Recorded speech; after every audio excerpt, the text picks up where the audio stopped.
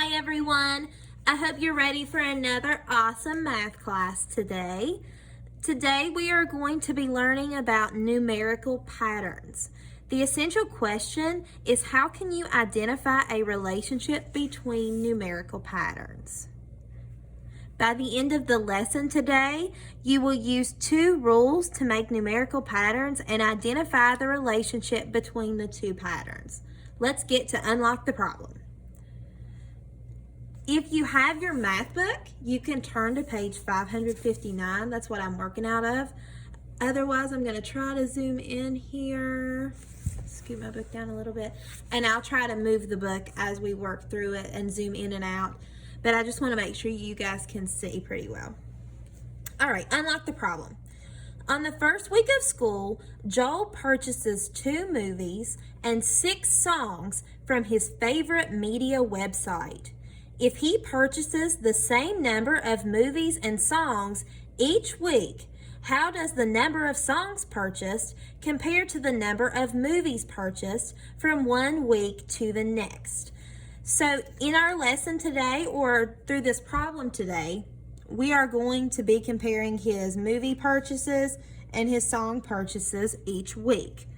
So in this pattern, or in this problem, I know that he's going to purchase 2 movies and 6 songs every week. So let's figure out that relationship. Step 1, use the 2 rules given in the problem to generate the first 4 terms in the sequence for the number of movies and the sequence for the number of songs. So let's start with movies. We know that that's 2 each week. So if it's 2 each week, that means I start with 2 and I just go up by 2 each time. And that's kind of illustrated here for you. So 2 plus 2 is 4. 4 plus 2 is 6. And 6 plus 2 is 8. All right, so that's the pattern.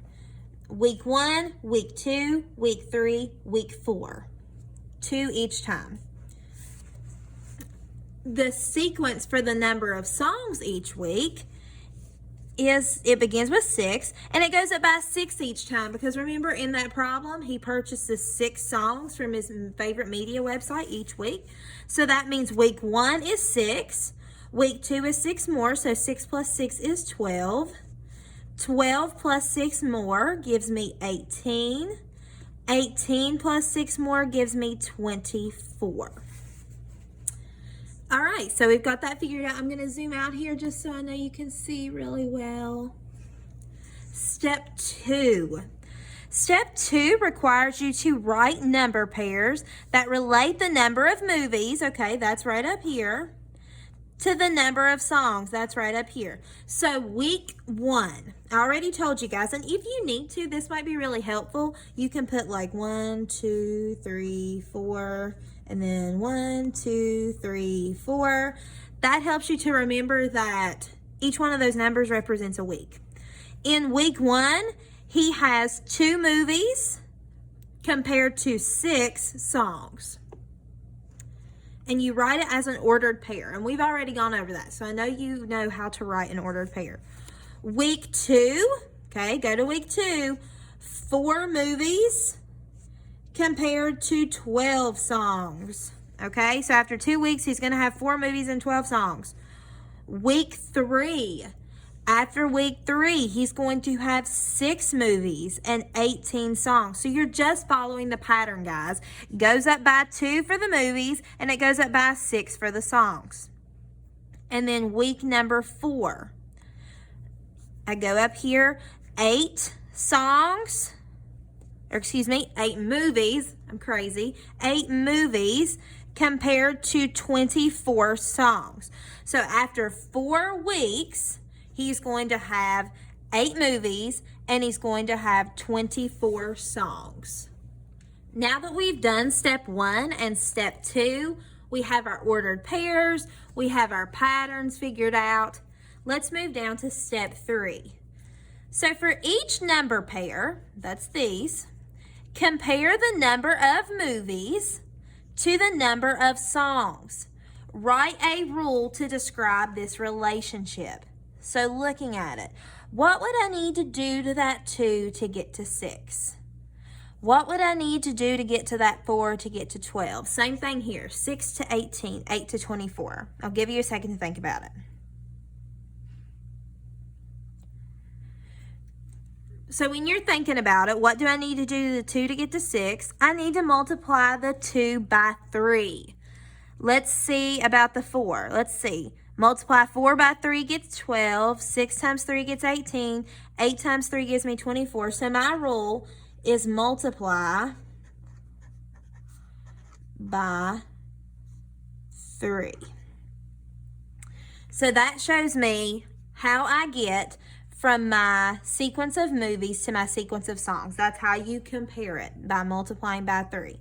So from one week to the next, the number of songs Joel purchased is 3 times as many as the number of movies purchased. Now let's work through another example. And I've already marked up my pen here, but we're going to keep rolling anyway. When Alice completes each level in her favorite video game, she wins 3 extra lives and 6 gold coins. So each time she wins a level, she gets 3 lives, she gets 6 coins. What rule can you write to relate the number of gold coins to the number of extra lives she has won at any level? How many extra lives will Alice have won after she completes 8 levels? So looking here, I know that my extra lives go up by 3 every single level because after she completes it, after she wins that level, she gets 3 more. I know that my gold coins is just adding 6 because each level she gets 6 coins and it gradually makes its way up. So looking at this, it asks me how many extra lives will Alice have won after she completes 8 levels. So think about this. If my rule here is like 1 times 3 is 3, and then 2 times 3 is 6, and then 3 times 3 is 9, and 4 times 3 is 12, then I can just do 8 times 3 and get 24.